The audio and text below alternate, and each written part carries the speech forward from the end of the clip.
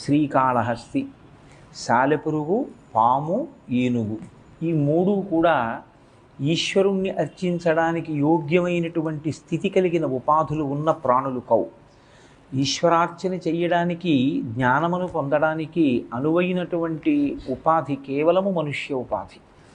కానీ అటువంటి అవకాశం లేనటువంటి ఉపాధుల యందు ఉన్న విశేషమైనటువంటి భక్తి తత్పరతతో బతికాయి కాబట్టి, ఈశ్వరుడి కోసం మరణించాయి కాబట్టి, ఈశ్వర సేవ గురించి మరణించాయి కనుక ఈశ్వరుడు వాటికి మోక్షం ఇచ్చాడు. అందుకే శంకర భగవత్పాదులు శివానంద లహరి చేస్తూ ఒక శ్లోకం అంటారు.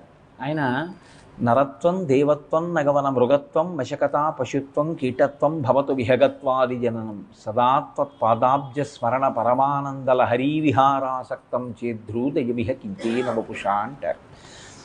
నాకు ఉపాధి గురించి బెంగలేదు,